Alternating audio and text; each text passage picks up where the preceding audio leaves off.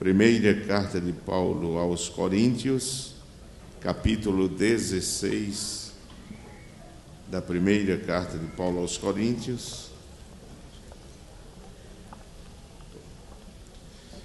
capítulo 16, estaremos lendo do versículo 15 em diante.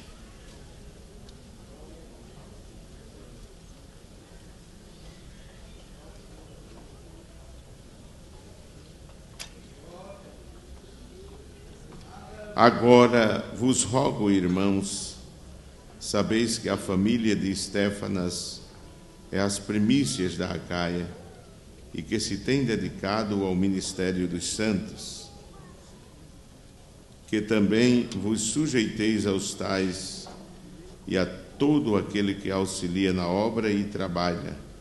Fogo, porém, com a vinda de Estéfanas e de Fortunato e de Acaico, porque estes supriram o que da vossa parte me faltava, porque recriaram o meu espírito e o vosso. Reconhecei, pois, os tais. As igrejas da Ásia vos saúdam. Saúdam-vos afetuosamente no Senhor Áquila e Priscila, com a igreja que está em sua casa. Quem diz amém, meus irmãos? Amém. Meus amados irmãos, estivemos falando sobre a igreja como a nossa família separada do mundo. Depois estivemos falando sobre a igreja como uma instituição, a igreja que está em nossa casa, como uma instituição que deve viver em pureza e em santidade. E na segunda-feira iniciamos falando da igreja como um sacerdócio espiritual, ou a nossa família como um sacerdócio espiritual que deve servir ao Senhor nosso Deus.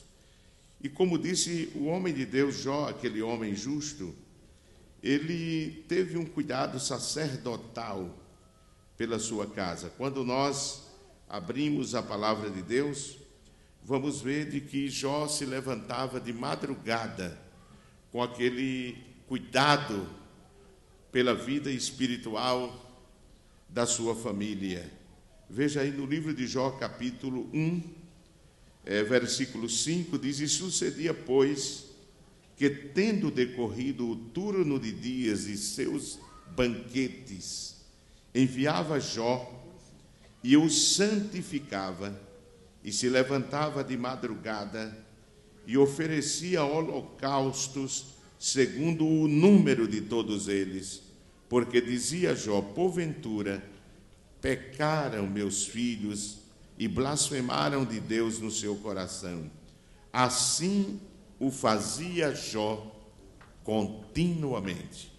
Oferecia a Deus sacrifício pelos seus filhos. Era este o cuidado, oferecia holocausto, o sacrifício expiatório, purificador, santificador, porque temia que os seus filhos houvessem saído da vontade de Deus e que houvesse praticado alguma coisa que tivesse manchado a sua vida espiritual. Assim como a igreja é um sacerdócio, nós estivemos mostrando aqui de que na carta do apóstolo São Pedro, na primeira epístola, capítulo 2, e o versículo 9, nós encontramos que o Senhor nos fez sacerdotes reais. Em Apocalipse 1 e 6, nós lemos que o Senhor morreu na cruz do Calvário para nos santificar e nos fazer sacerdotes do Deus Altíssimo. Se a nossa casa é uma verdadeira igreja, se há uma igreja na nossa casa, estou fazendo menção à família, a nossa família terá uma função sacerdotal, prestará sempre um serviço ao reino de Deus. Nós encontramos, meus amados irmãos, que como sacerdotes devemos devotar a nossa vida ao serviço de Deus. A igreja que está em minha casa deve servir a Deus e unicamente a Ele. Nós citamos aqui que o homem de Deus, grande líder de Israel, Josué, em um momento de crise no meio da nação, quando o povo estava desviando-se do Senhor nosso Deus e servindo aos deuses que os seus pais, os seus ancestrais haviam servido quando viviam além do rio, ou seja, na terra de Ur dos caldeus. Diz a palavra de Deus que ele se preocupou e advertiu o povo a que servisse a Deus com sinceridade. E ele disse: se vocês querem servir a outros deuses, que os sirva, mas eu e a minha casa serviremos ao Senhor. Amém, meus irmãos? Eu e a minha casa serviremos ao Senhor. Ele tomava a iniciativa de levar a sua casa a adorar, a servir ao Senhor nosso Deus. E essa deve ser a iniciativa de todo pai. Mas isso, como verdadeiro líder da sua família, como um sacerdote da sua família, deve se preocupar com a vida espiritual. Eu não entendo como estamos vivendo em um tempo em que muitos pais não se preocupam em saber como vai a vida espiritual dos seus filhos. Não os reúne para adorar a Deus, não os reúne para buscar a presença do Senhor, não os reúne para fazer o culto doméstico. Quando se senta com a família na casa, já há pais que sequer ora pela alimentação. Quando vai dormir, jamais se aproxima do filho que é pequeno para orar com ele, para ler uma história da Bíblia ou contar uma história da palavra de Deus e buscar fazer uma oração com o seu filho para que o seu filho vá sendo ensinado no caminho do Senhor. O grande sábio Salomão, rei de Israel, ele disse: ensina ao menino, como, irmãos? No caminho em que ele deve andar. É você que deve ensinar, é você que tem que ministrar ao coração do seu filho, para que a sua família, não só do seu filho, da sua família, para que a sua família seja uma família sacerdotal. Amém?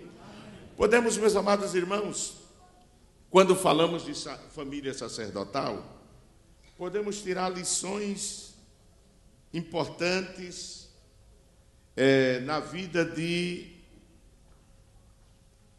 um dos homens que foi escolhido por Deus com a sua família para servir no altar do Senhor. Esse homem foi Arão.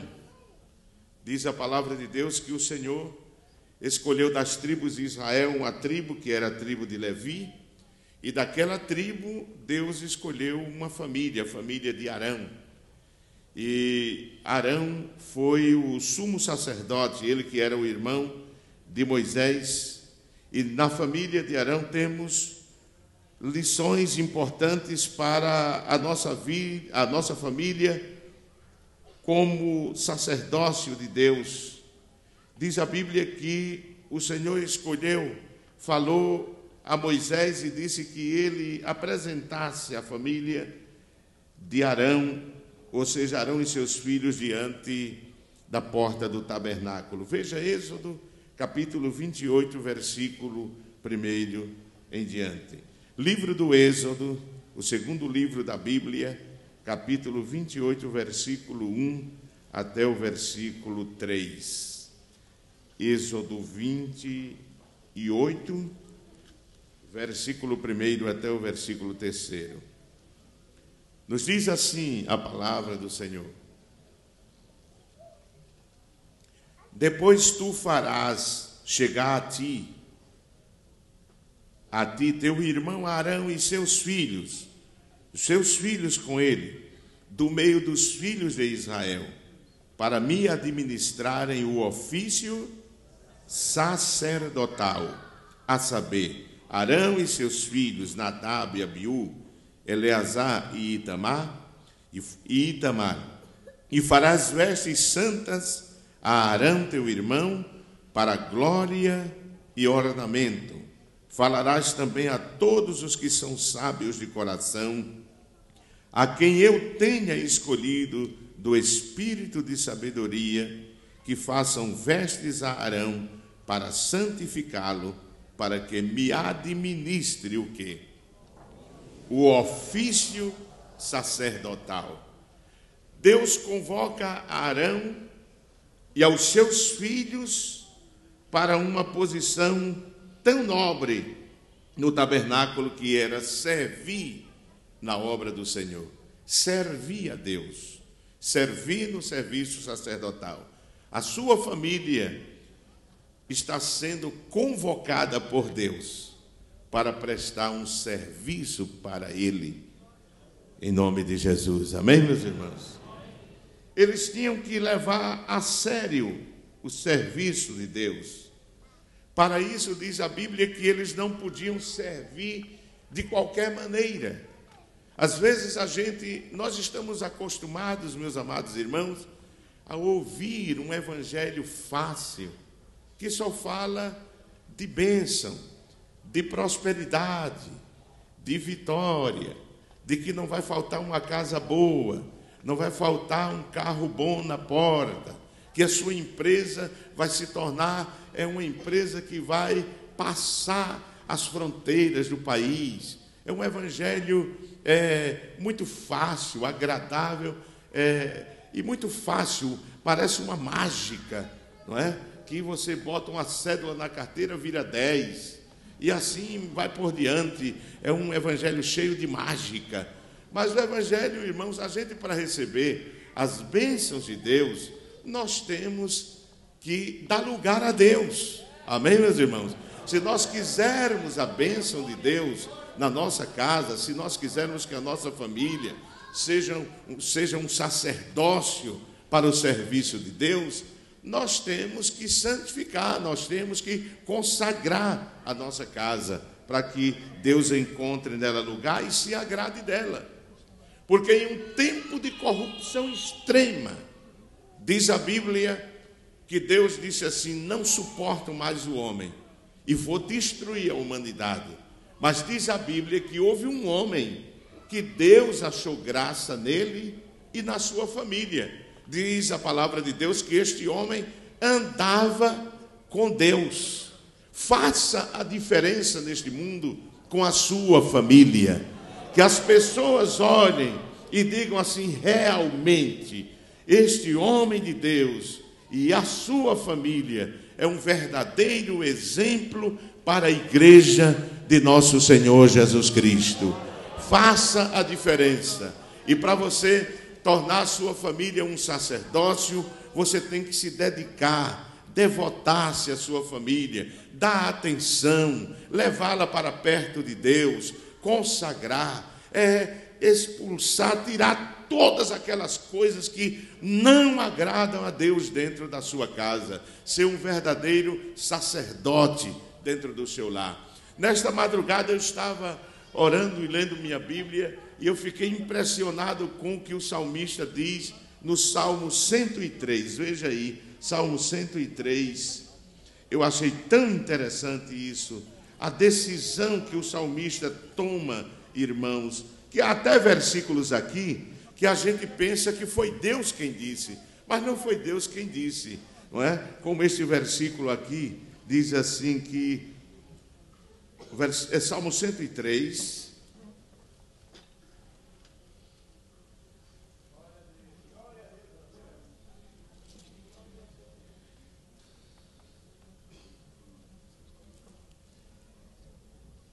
A palavra de Deus, ou seja, Salmo 101, amados, desculpa. Salmo 101. O salmista promete a Deus andar perante ele, com sinceridade, e a opor-se aos ímpios. E ele diz assim: cantarei a misericórdia e o juízo, a ti, Senhor, cantarei. Portar-me-ei com inteligência no caminho reto. Quando virás a mim? andarei em minha casa com um coração sincero. Isso é muita coisa. Eu achei tão interessante esse versículo. O salmista diz a Deus: Deus, dentro da minha casa, eu vou andar em sinceridade contigo. Amém, meus irmãos? Veja o que ele diz no versículo 7, irmão. Veja o que ele diz no versículo 7. O que usa de engano, Senhor, não ficará dentro da minha casa. Isso é muito bonito, irmãos. Eu vejo Davi aqui como um pai de família. Ele dizendo assim: Senhor, na minha casa eu vou andar com sinceridade. E ele diz: e na minha casa, Senhor, eu te prometo que quem usa de engano não habitará nela. Tem gente que toma esse versículo dizendo que é o Senhor que diz que na casa dele. Não, aqui é Davi dizendo a Deus: na minha casa, eu não vou aceitar isso. Não vou aceitar. E é por isso, irmãos, que eu acredito que Deus preservou a casa de Davi por atitudes dessas, posturas dessas que ele tomou, até a eternidade. Davi aparece em Zacarias como o príncipe coadjuvante do reino milenial. Através de Cristo, Deus fez que o seu reinado transcendesse a nossa era, a nossa idade. E o reino de Davi será por eternidade, de eternidade a eternidade. Deus faz promessas grandes sobre a casa dele. E diz que preservará o nome dele. Preservará a casa dele. Preservará a família dele por milhares, milênios. Mas este homem tomou a decisão de dizer a Deus: Senhor, na minha casa andarei em retidão, na minha casa andarei com sinceridade, não com engano, não com mentira, não com hipocrisia, não dizendo que sou um verdadeiro crente e escondendo coisas que não são agradáveis no meu lar.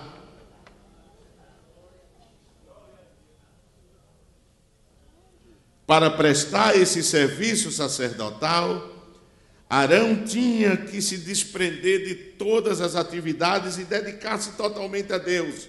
Por isso ele foi santificado, ele foi separado para Deus.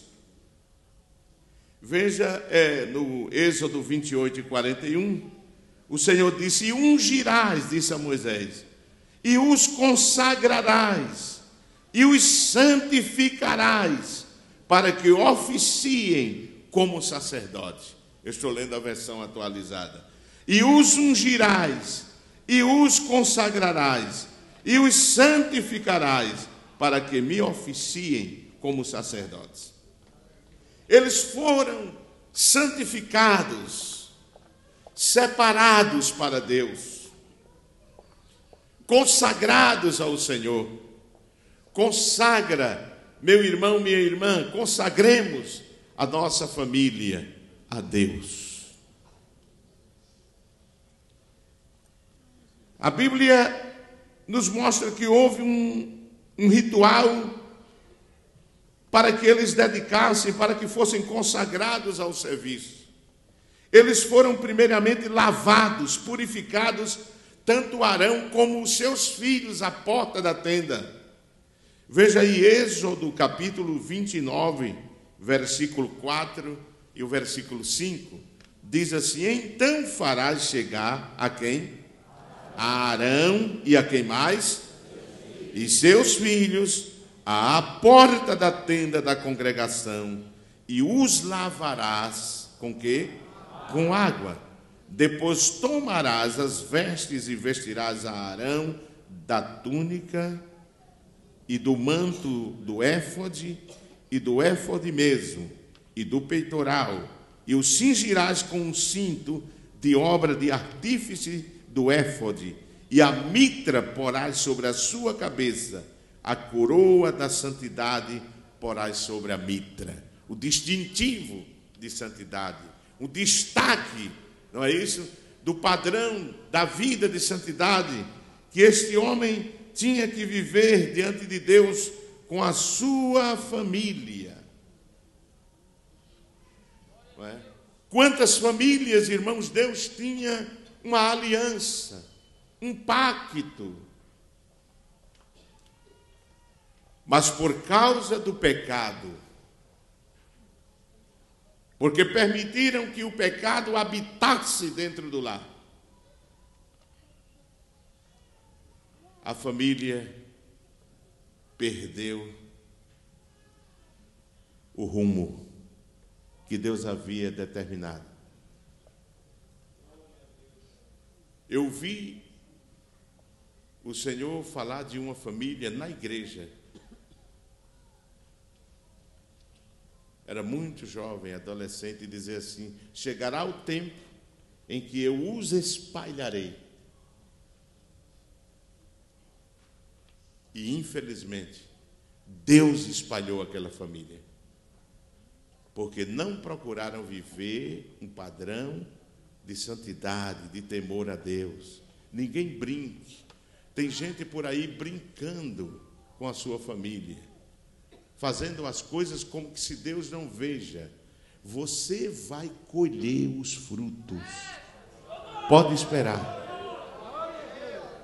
O que você está semeando na sua casa, você vai colher os frutos. É uma lei que não retroage, para que você conserte. A lei da semeadura e da colheita, ela é irrevogável. E se nós quisermos colher frutos bons, temos que semear boa semente. Porque senão, cedo ou mais tarde, colheremos.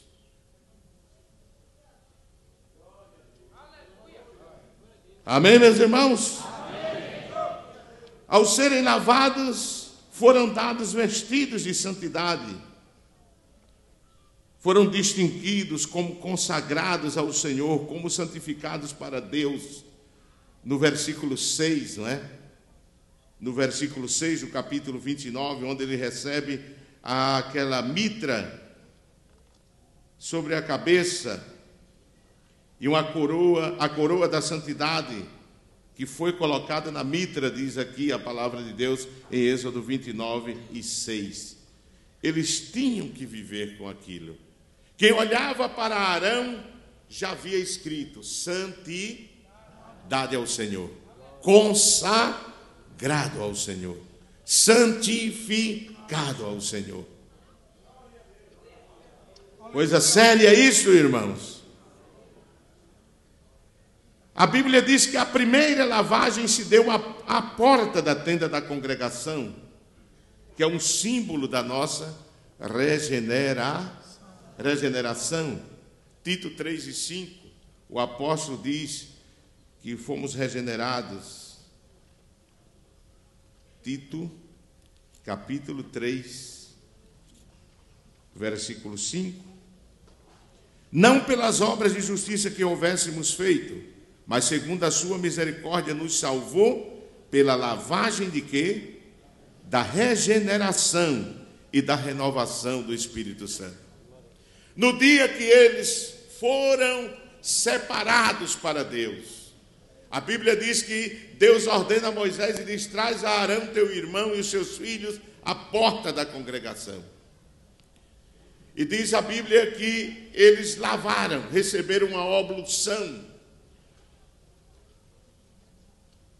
foram purificados toda a impureza do deserto, que é um símbolo, representava a imundícia desse mundo. Ele foi lavado, como eu disse, um símbolo da nossa regeneração, porque depois de lavados e já dedicados ao serviço de Deus, eles não precisavam mais fazer esse rito. Eles precisavam só lavar as mãos e e os pés na pia de cobre, que é um símbolo, a água da pia é um símbolo da palavra de Deus. Nós vamos chegar nessa parte. Mas a primeira parte, veja que ele primeiro foi lavado à porta da tenda. É aquilo que Jesus, quando fala da regeneração de forma figurada, lá em João capítulo 13 e versículo 10. João 13 e 10. Ele diz assim: disse-lhe Jesus: aquele que está lavado não necessita de lavar senão os pés, pois no mais todo está limpo. Ora, vós estáis limpos, mas não todos. E Jesus não estava falando de sujos fisicamente. Jesus estava falando aqui, não é isso, da impureza espiritual. Havia um ali que não estava limpo. Quem era ele? Judas, não é? A regeneração se deu uma só vez.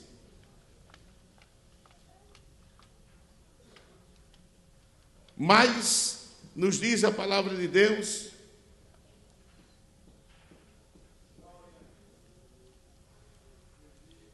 que a lavagem diária a partir daí tinha que ser realizada na fonte ou pia que foi feita dos espelhos das mulheres hebreias. Veja aí Êxodo, abra a sua Bíblia, capítulo 38 e versículo 8. Êxodo 38, versículo 8.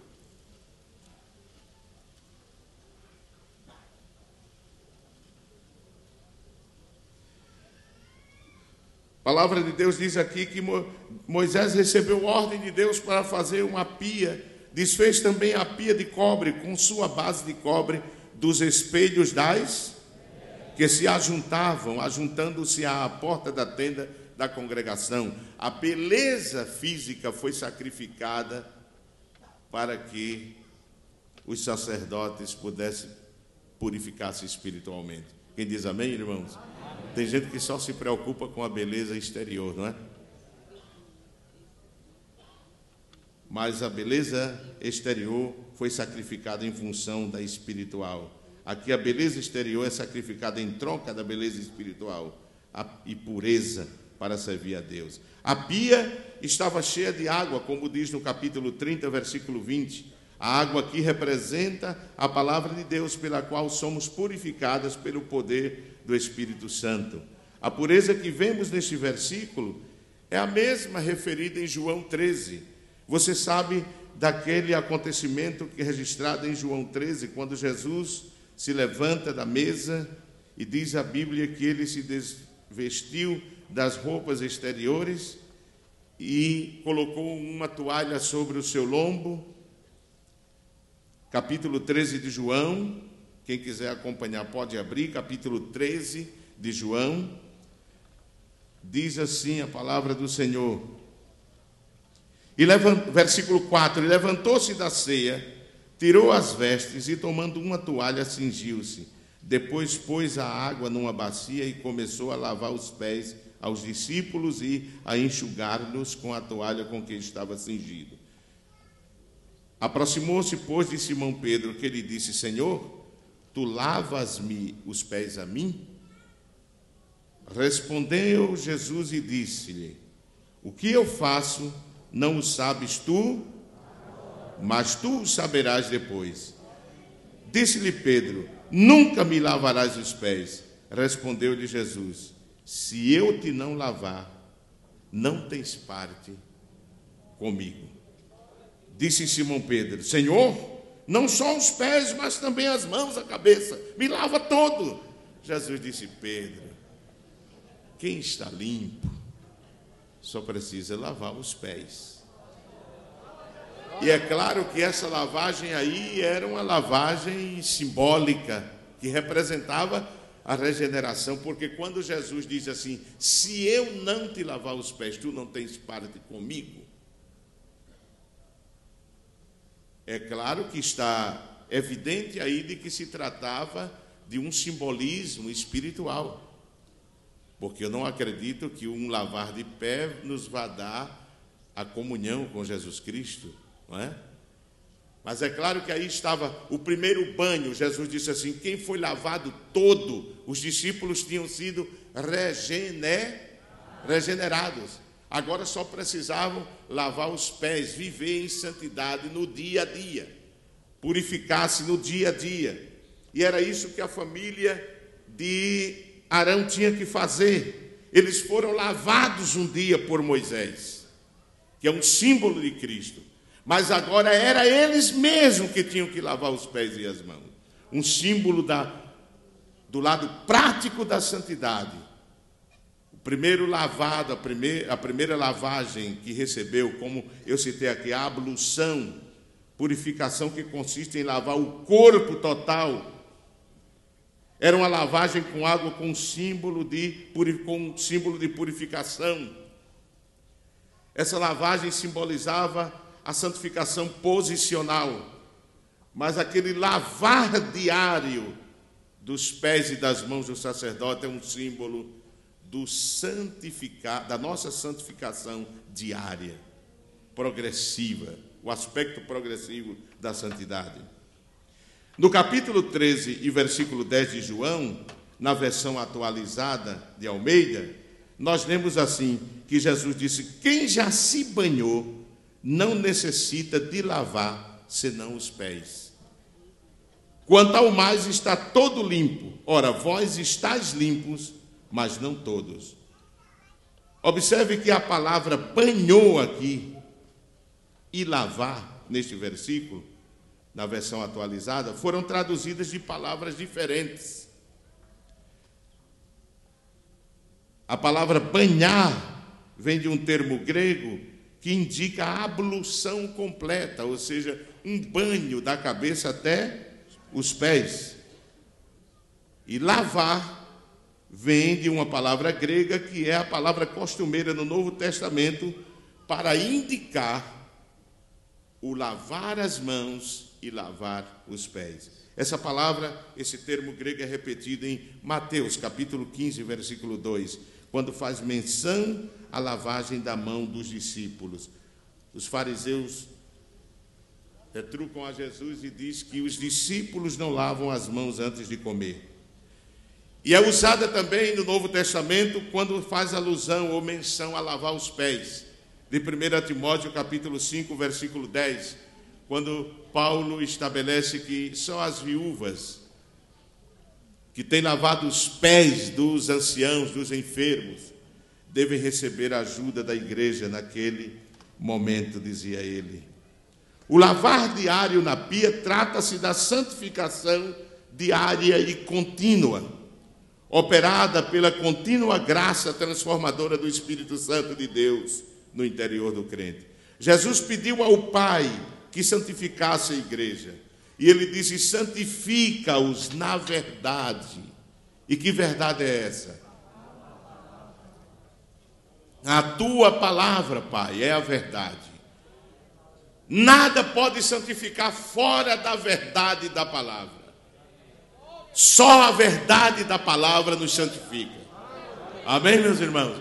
Não adianta reencarnação, 7 esferas de perfeição, purgatório. Não, Senhor. Só quem santifica é a verdade da palavra. É a prática da palavra, a obediência à palavra. Amém? Jesus orou ao Pai para que ele santificasse a sua igreja na verdade da palavra. Não adianta buscar santificação fora da verdade. O sentido básico aqui é de separação, quando ele fala de santificar. A ideia apresentada em toda a Bíblia é de alguém ou algo separado para Deus, e portanto separado para o que é reto, como ao mesmo tempo separado do mundo do que é mal, do mundo com objetivos inferiores. Por isso Jesus orava ao Pai e dizia: santifica-os, Pai, na verdade. Amém, meus irmãos? Santifica-os na verdade. De forma que, quando vivemos uma vida de obediência à palavra de Deus, ela nos santifica. Amém? Ela nos santifica.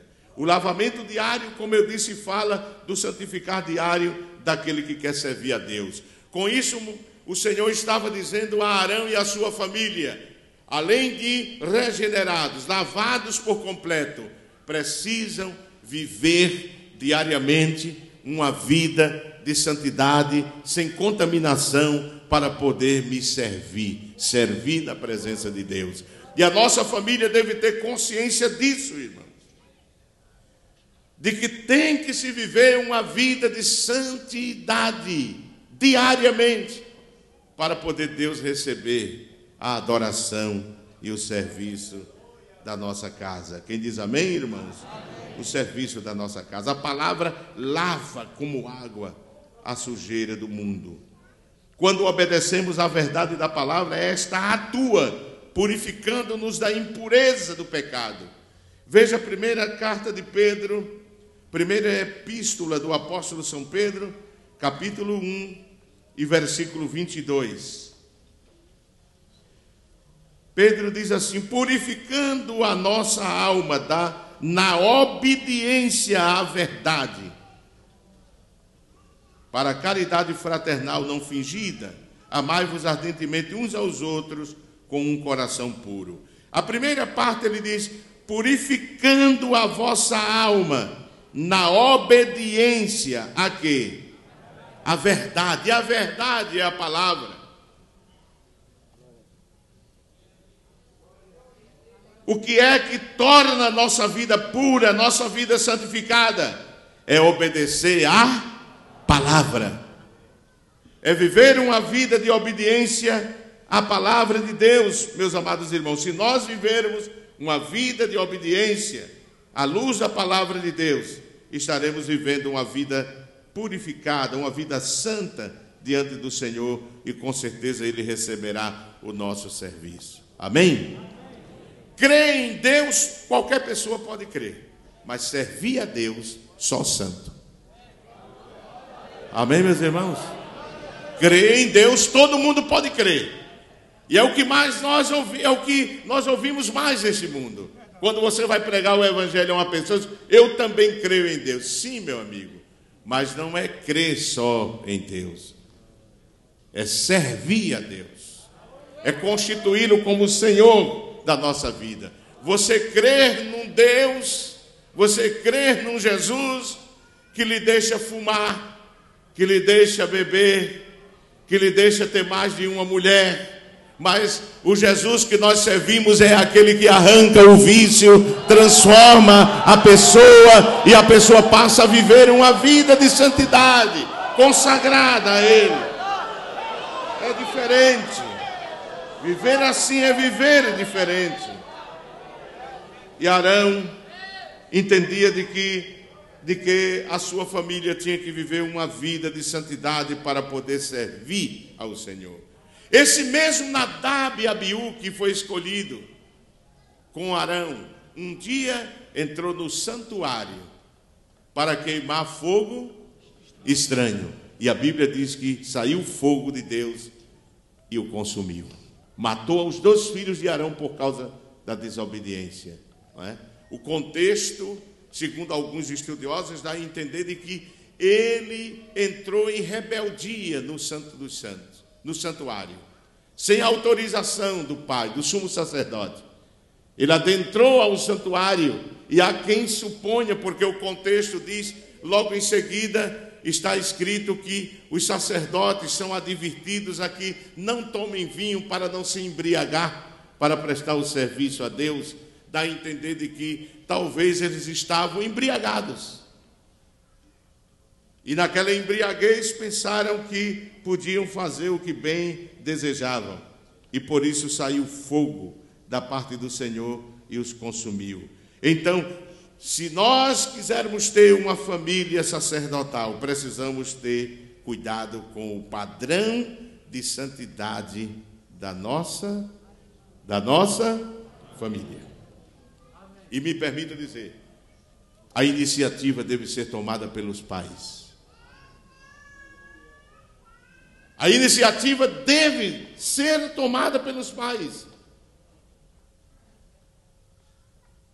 porque Deus vai cobrar. Quando Deus chamou a Jacó, no capítulo 35 do Gênesis, para ir à casa de Deus, a Betel, capítulo 35 de Gênesis, Deus exigiu de Jacó santificação, santidade da sua família. Capítulo 35, versículo 1 do Gênesis, diz assim: depois disse Deus a Jacó. O que foi que ele disse? Levanta-te, Jacó, e sobe aonde? A Betel, e habita ali. Faze ali um altar ao Deus que te apareceu quando fugiste diante da face de quem? De Esaú, teu irmão. Quando Jacó ouviu isso de Deus e olhou para a família, como era que estava a família de Jacó, irmãos? Toda desviada. A família estava caída espiritualmente. Veja o que diz o versículo 2. Então disse Jacó à sua família e a todos os que com ele estavam: tirai os deuses estranhos que há no meio de vós. Veja só, a família de um crente com deuses estranhos. E purificai-vos, e mudai as vossas vestes, vestes sujas dentro da casa de Jacó, vestes manchadas dentro da casa de Jacó. Nós precisamos ver isso, irmãos.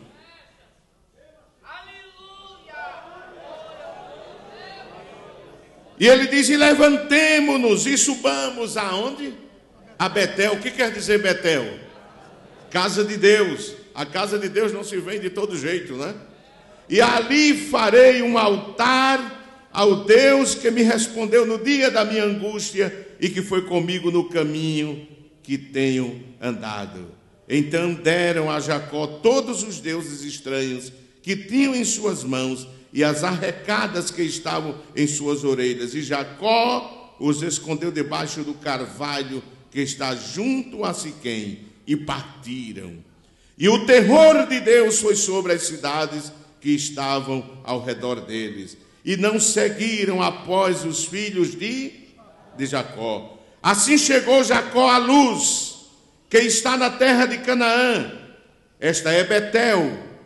Ele e todo o povo que com ele havia. E diz a Bíblia, edificou ali um altar e chamou aquele lugar como?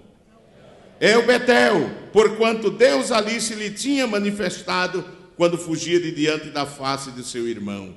Agora não era mais Betel, era El Betel, não é? Betel é casa de Deus, mas agora era Deus da casa de Deus. Agora a família se havia convertido e estava servindo ao Deus verdadeiro, ao Deus da casa de Deus, ao Deus de Betel.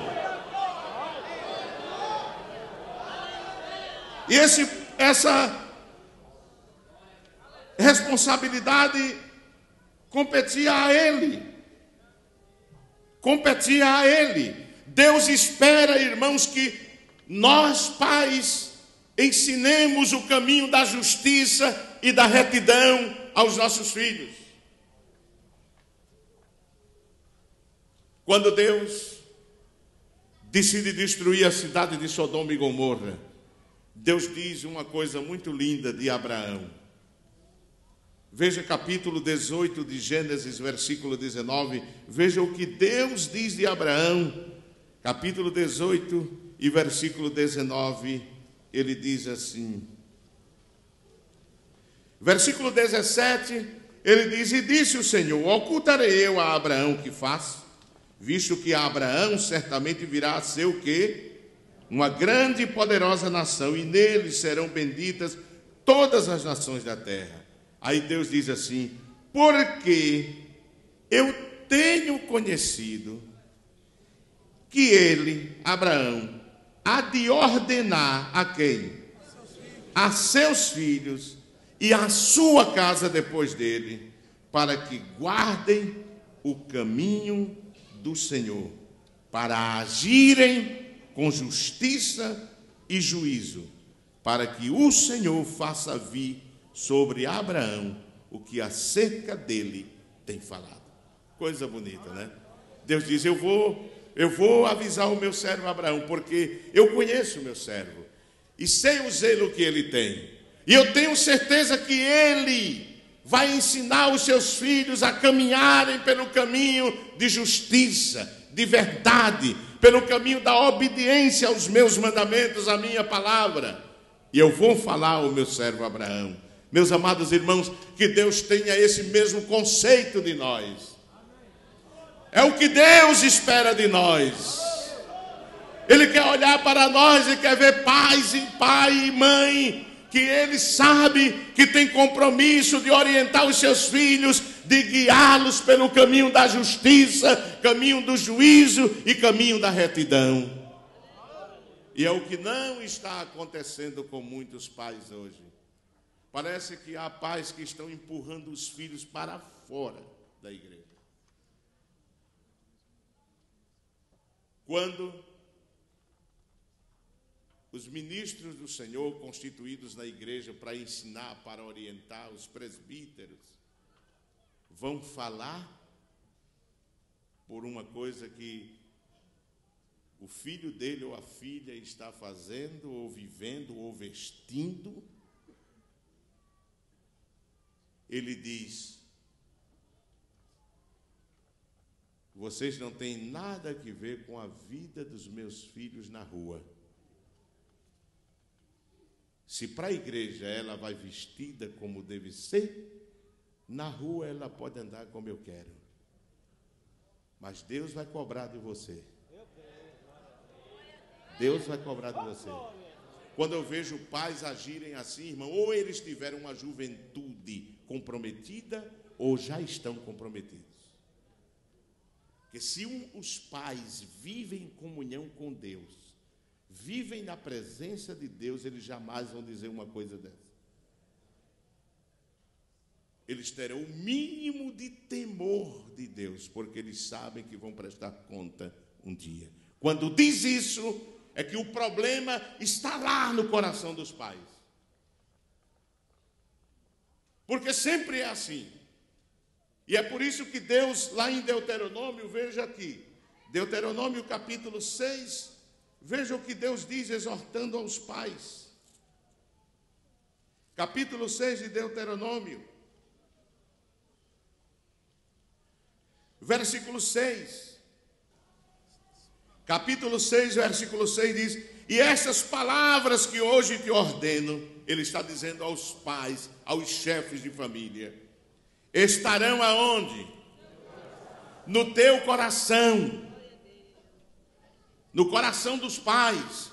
Quando ela está no coração dos pais, quando os pais vivem uma vida de temor, de obediência à palavra, de obediência à palavra do Senhor, aí ele faz o que está no versículo 7. Mas se não existe, irmãos, é difícil acontecer o que Deus está dizendo no versículo 7. Diz, e as intimarás a teus filhos, e delas falarás assentada em tua casa, e andando pelo caminho, e deitando-te, e levantando-te, também a atarás por sinal na tua mão, e te serão por testeira entre os teus olhos, e as escreverás nos umbrais da tua casa e nas tuas portas. Para onde o filho se vira, é a palavra. Se acorda, a palavra. Se deita, a palavra. Caminha, a palavra. Abre a porta, a palavra. Fecha a porta, a palavra. Tem que dar certo, irmão, se o pai faz assim. Tem que dar certo.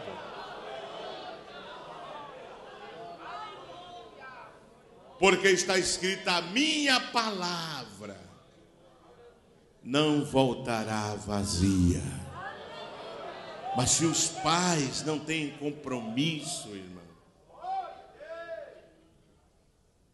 cria filhos, não como herança do Senhor, estão criando os filhos para ser jogador de futebol, atriz, modelo. Quando aparece um rapaz da igreja, fica empurrando a filha ou o filho. Olha, olha. Deixa o casamento da tua filha e o casamento do teu filho, que Deus vai cuidar dele. Ora por ele e ensina a verdade a ele e a ela. Ensina a palavra do Senhor. Às vezes eu fico pensando que tem mães que parece que gostaria de ter o corpo da filha para andar como ela veste a filha. E como o corpo dela já não dá para vestir a roupa que ela faz para a filha, ela se contenta e se realiza e alimenta a sua carnalidade vestindo aquele tipo de roupa, porque disse: ah, se eu fosse assim. Mas nós não estamos criando filhos para o pecado, irmãos. Nós estamos criando filhos para Deus, para Deus, para Deus. E temos que criá-lo em santidade, em obediência à palavra.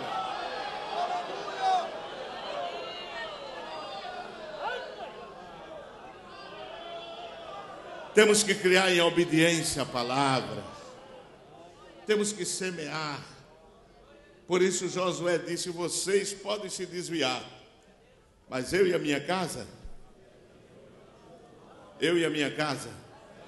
levante a bandeira lá na sua casa e diga: eu e a minha casa não, eu e minha casa serviremos ao Senhor. Eu e a minha casa serviremos ao Senhor. Vocês podem se desviar, mas eu e a minha casa, eu vou fazer força, eu vou lutar até o fim, mas eu vou servir ao Senhor com a minha casa. Jacó manda os filhos se purificar. Manda se purificar. Manda seus filhos purificar, se trocar de roupa. A família de Jacó havia, durante o tempo que estava em Padã Arã, cometido pecados horrendos. E não podia servir a Deus assim como estava. Por isso Jacó exige santificação. Havia filhos de Jacó que estavam em prostituição. Gênesis 34, 1 e 2. Havia filhos de Jacó, essa foi Diná. Havia filhos de Jacó que haviam praticado incesto. Rúben, 35 e 22 de Gênesis, ele havia subido ao leito do seu pai e pecado com a madrasta. Havia filhos de Jacó que eram homicidas, haviam matado a todos que estavam em Siquém. A família estava totalmente dominada pela idolatria. Agora Deus exige santidade, purificação, trocar os vestidos manchados para poder subir à sua casa e lhe servir. A família de Jacó precisava ir à casa de Deus e edificar o seu altar. Toda família, como a igreja no lar, deve ter o seu altar. Betel é casa de Deus, é o lugar indicado por Deus para construir o seu altar. E é o que muitos não estão fazendo. Que Deus tenha misericórdia, meus amados irmãos. Que tomemos, se você vê que as coisas estão indo fora da vontade de Deus, pode ainda ter jeito. Se você tomar o caminho de Jacó e dizer: levantem-se e vamos consertar a nossa casa. Vamos colocar em ordem as coisas. Amém? Senão vai acontecer o que aconteceu com a família de Eli, não é, irmãos? Que Deus disse que tiraria eles do sacerdócio, extirparia eles do sacerdócio. Disse: vocês vão sair pedindo esmola, um trabalhozinho para comer. Que Deus nos ajude, meus amados irmãos, que sejamos como Estéfanas, que a família vivia servindo ao Senhor, como nós lemos aqui no início, na leitura oficial, em 1 Coríntios, já estamos concluindo, capítulo 15, 16 e versículo 15, onde diz que, 16 e 15 diz: agora vos rogo, irmãos, sabeis que a família de Estéfanas é as primícias da Acaia, e que se tem dedicado ao ministério dos santos, tem se dedicado ao serviço de Deus. Envolva a sua família nas atividades da igreja, se pelo menos tem condição. Não é verdade, irmãos? Coloque para cantar no coral, Leve os seus filhinhos para o círculo de oração de criança. Leve-os. Você vai perder um tempozinho da tarde, mas amanhã você vai colher os frutos. Leve os seus filhos e vá com eles à escola dominical. Levante-os mais cedo. Mande-os tomar banho, trocar de roupa. E saia com eles à casa do Senhor para aprender a palavra de Deus. E cedo ou mais tarde você vai colher os frutos disso. Nós temos uma família nesta igreja que tem vários obreiros. E um dia, para concluir, eu estava conversando com um dos pastores daquela família. E ele me deu a entender que o pai havia cometido uma fraqueza e tinha deixado a igreja. Depois ele, com um tempo, voltou e se vê que ele fazia a mãe daquele irmão sofrer muito. Mas ela não deixava de perseverar e ir à igreja com os seus filhos. Eu achei muito interessante porque em casa ela ensaiava hinos com eles e mandava um papel para o dirigente do culto ou para o pastor: fulano quer cantar, fulano quer dar uma palavra. E os filhos foram desenvolvendo, foram crescendo.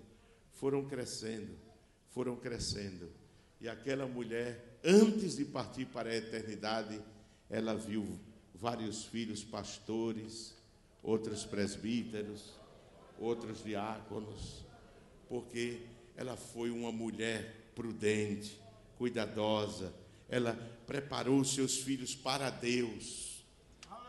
Amém, irmãos? Preparou seus filhos para Deus.